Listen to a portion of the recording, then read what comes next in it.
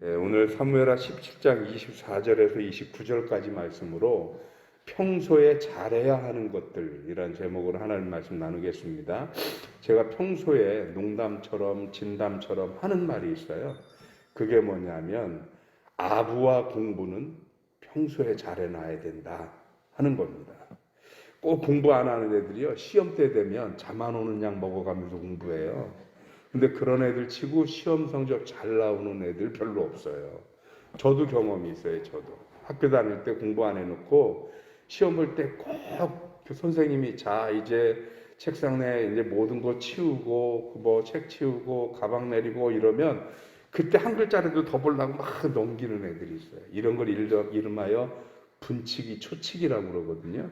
근데 이거로는 도저히 성적이 나올 수가 없어요. 그거 몇 자 더 본다고 그 넓은 시험 범위에서 거기서 문제가 몇 개나 나오겠어요. 그러니까 평소에 공부를 잘 해놨어야 되고요. 아부도 마찬가지입니다. 생전 얼굴도 안 디빌던 사람이 꼭 어려운 일 생기면 부탁하러 오거든요. 그러니 사람의 마음이 움직여지겠느냐고요. 그러면 신앙생활은 또 어때요, 여러분? 평소에는 그렇게 신앙생활 못하다가 꼭 어려워지면 철회한다고 그러잖아요. 그러니 하나님이 우리랑 다른 분이니 망정이지. 만약에 저같이 소갈머리 좁은 하나님이라고 그러면 야, 평소에 잘해 이제 와서 됐어 이러지 않으시겠어요? 그래서 사실은 공부도 또 아부도 신앙생활도 평소에 잘 해놔야 되는 것들인 거죠.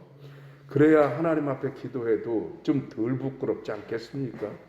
오늘 성경에 그런 장면이 나옵니다. 다윗이 이제 그 아들인 압살롬의 반란 때문에 어쩔 수 없는 도망자 신세가 됩니다. 그런데다가 아주 경각에 딸린 위기의 순간을 지났습니다.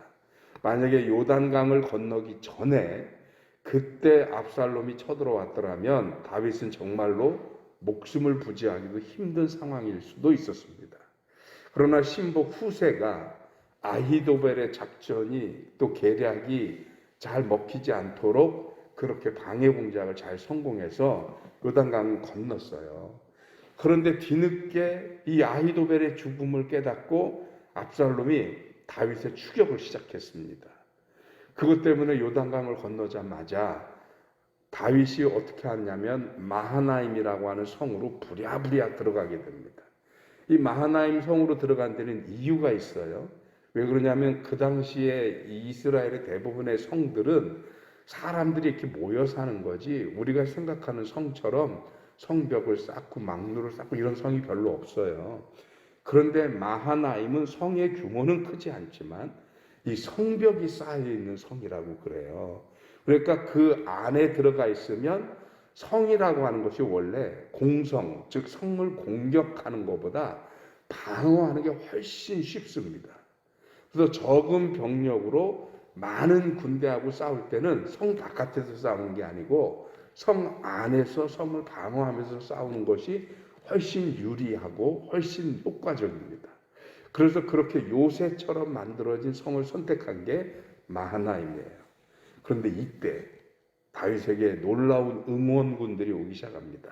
오늘 성경에 보니까 27절에 보면 다윗이 마하나임에 이르렀을 때에 암몬족 속에 속한 라파 사람 나하스의 아들 또 소바 또 로데발 사람 암멜의 아들 마길 로글림 길르앗 사람 바르실레가 침상과 대야와 질그릇, 밀, 보리, 밀가루, 볶음국시, 콩팥 뭐 여러 가지 먹을 것과 용기들 그들이 이 성에서 살아가는데 필요한 물품들을 가지고 옵니다. 그런데 이 사람들을 보면 출신 성분이 다 달라요. 암몬 사람도 있고 길르앗 사람도 있고 또 로데발 사람도 있고 다 다릅니다. 그런데 이 사람들이 누구냐? 힌트를 몇 가지 보면 암몬족 속에게 속한 라파 사람 나하스의 아들. 그런데 이 나하스가 누군가요? 이 암몬의 왕 나하스가 죽었다는 말을 듣고 다윗이 사신을 보내다가 사신들이 엉덩이가 찢겨지도록 옷을 이거 기억나시죠? 나하스와 다윗 간에 서로 임금끼리 어떤 우정이 있어서 나하스가 죽었다고 하니까 거기에 조문객을 보냈던 다윗이란 말이에요.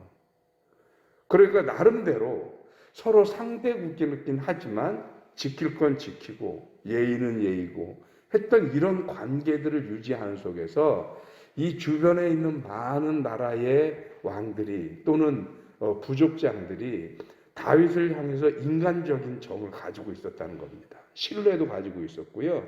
그래서 그런 것들이 쌓아져 있는 순간 솔직히 말해도 지금 다윗의 신세는 이제 아들 압살롬의 반란 때문에 도망가는 사람이니까 우리가 흔히 하는 예로 이제 종요랑요 끈 떨어진 년 아니에요? 그러니까 그쯤 되면 신뢰나 어떤 이런 것이 형성이 되지 않았다. 그러면 어떻게 해요? 야, 대세가 압살롬 아니야?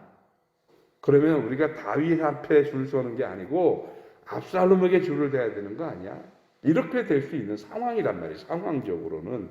그런데 이 사람들은 그런 대세의 흐름인 압살롬의 줄을 대는 게 아니고 그동안 자기들에게 신뢰를 보여주고 인간적인 면을 보여주었던 다윗에게 인간적인 신의, 의리 이것을 지켰더라 라는 것입니다. 이 얘기는 뭐냐 하면 다윗이 평소에 이들과의 관계를 잘 쌓아 올려서 그래서 그것이 어려울 때 위기일 때 이렇게 놀라운 능력을 불러오더라. 큰 도움이 되더라 라는 것입니다. 인간관계는 그런 것 같아요. 하루아침에 좋아지지 않아요. 이게 남녀 간의 이성은요 한눈에 번쩍 뜨일 때가 있어요. 그래서 뭐 그렇게 오래 만났다고 그럼 며칠 안 만났는데 사내 죽네 이러는 경우가 있어요. 그런데 대신 그런 사랑을 식는 것도 조금만 매력이 가해지면 사라지면 그냥 원수보다 못한 관계로 발전하기도 해요. 그런데 우정이나 신뢰는 그렇지 않습니다. 하루아침에 만들어지는 게 아니고 오랜 세월을 두고 한 켜 쌓여지는 게 신뢰예요. 그러다 보니까 이 신뢰가 오래 쌓인 사람들은 하루아침에 그 신뢰가 무너지지 않습니다. 신앙도 마찬가지예요. 제가 목회를, 이거 성경에 나와 있는 얘기는 아닌데, 제가 목회를 오래 이렇게 하다 보니까, 저도 올해는 이제 거의 30년, 29년째거든요, 올해가. 그런데 이렇게 저도 목회를 하다 보니까 아주 뜨겁고 불붙는 분들이 있어요, 금방. 근데 그분들은 식는 것도 금방 식어요.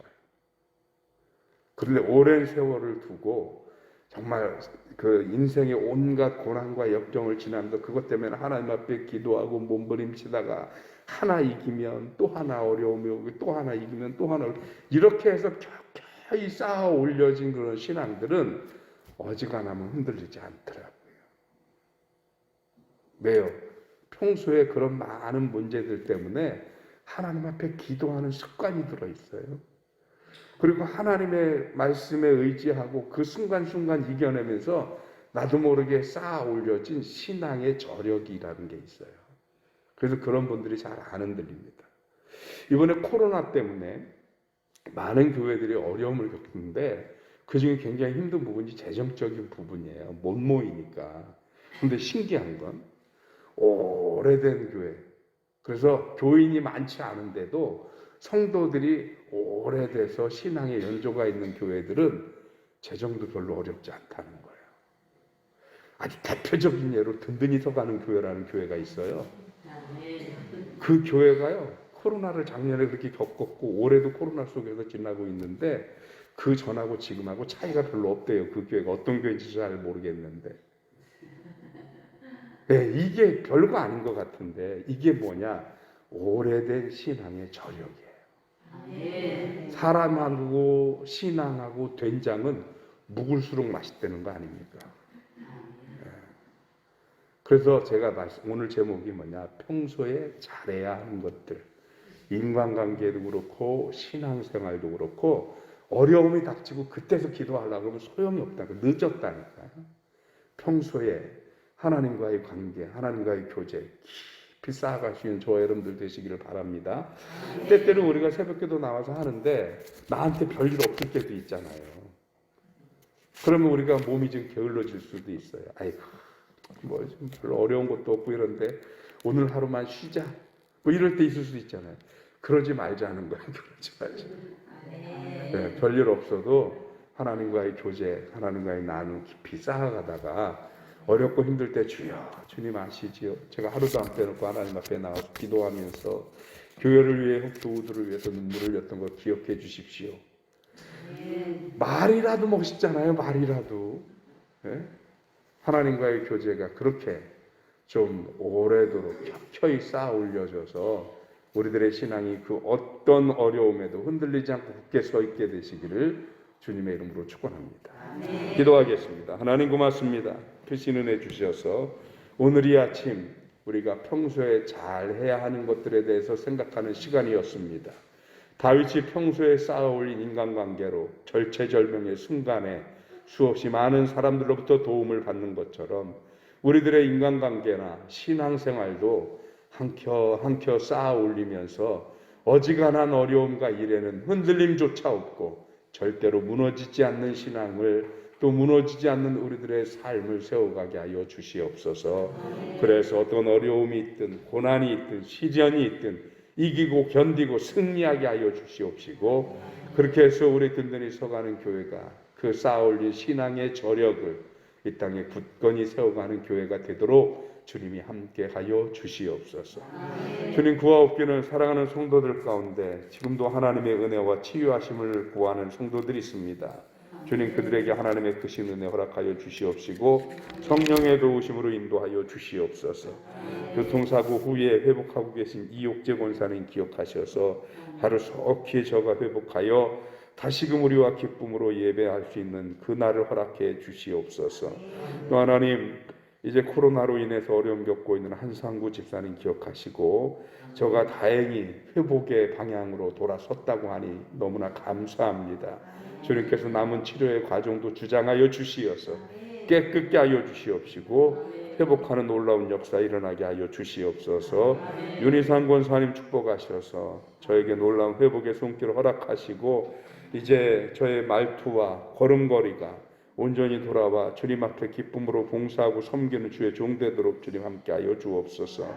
안준호 할아버님을 기억하시고 하나님의 귀한 은혜와 축복으로 인도하셔서 저에게도 하나님 편안한 호흡과 더불어서 일상의 생활이 불편함이 없도록 하나님의 놀라운 회복을 허락하여 주시옵소서.